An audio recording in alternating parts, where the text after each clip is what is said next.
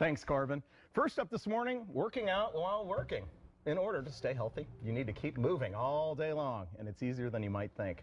Health and fitness expert Jenny Evans is here to show us how it's done. Good morning again, Jenny. Nice to see you. Good to see you again. Sorry for the cold hands. That's all right. Cold studio, but we're going to warm up. Yes, clearly. we are. Yeah. All right, where would you like to start? Maybe why we need to keep moving? You know, there's some recent research that's been released that shows that even if you're to do like 30 minutes of intense physical activity every day, if you sit for the rest of the day, it completely negates the fact that you worked out. That was news to me. You know, and if you think about it, I could be a diehard for that hour, but then the rest of the day I'm kind of in the car sitting or and that is the typical day. And the average person sits for about 9 hours. That for most of us, we go from our beds to our cars, to our office chairs, back to our cars, to our couches, and back to our beds again. Okay. You know, so our ancestors didn't get up and like run around for 30 minutes and then sit for the entire rest of the day. Any extra credit for being horizontal during a nap? Not at all. That's even worse. That's even worse. Okay, I'm more guilty. Yep. So you're going to talk about a standing workstation. Yes, this is very high tech. This is my actual standing workstation. It's literally, it's just a cardboard box. Yes, this is from a case of wine. That she just had laying around the kitchen. I love it. I love it. But here's the deal. You entertain a lot, we'll just say exactly. that. Okay. Standing burns 3 times as many calories as sitting. So literally, if you were to just grab a box... Say that again. Standing burns 3 times as many calories as sitting. Corbin, we're standing from now on. Yep. I need the calorie burn. Yeah, just throw it on a box and you can stand and you can still do your emails, your phone conversations, anything that you can do sitting, you can do it standing up. Just don't make me do lunges in between the keystrokes, because that's where I'm going to stop. Typos galore. Okay, now you talked about a walking workstation too. Yes. That's probably the most unusual.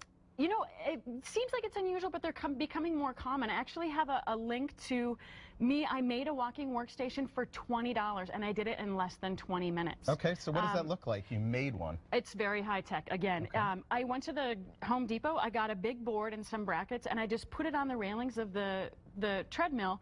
I'll put my laptop on there. I'll walk at about 2.5 miles an hour, which I can still type without typos, and that is my most actually productive time of the day. It's increasing blood flow, which is also increasing brain function. I can easily crank out 3 miles and get all of my work done. And get that memo done. All right. Yeah. You've got a couple other show and tells here. Exercise bands. You know, I always tell people, not just for in the gym. Yeah, do a commercial break workout. Okay, so you decide, okay, I'm watching TV. The first commercial break comes on. It's going to be chest exercises. Commercial break. Not right now. Yeah. Pay close attention. Pay close attention. You know, so when the commercial comes on, grab your band, and you can do some chest press. Okay. You know, you can also do chest fly. Not knocking my teeth out. You know what I mean? You know, and literally if you were to just stand up and just crank out, you know, a couple muscle exercises for pectorals? For each. Yeah. Okay. In an hour-long show, you could get a complete head-to-toe resistance training workout. Okay. And then what's this little number here?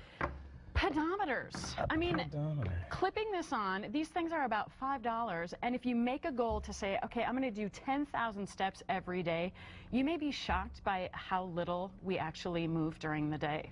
I think maybe the advice is to clip it on, see where you go on your own before you throw that 10,000 number out. Well, that's it. Figure out where you are and then say, okay, each day, how can I just increase until I'm getting 10,000 steps? So that just snaps right on your shoelaces, perhaps? Or you can just go right on, you know, your belt or wherever, and you just walk and go, and you don't even have to really think about it. All right.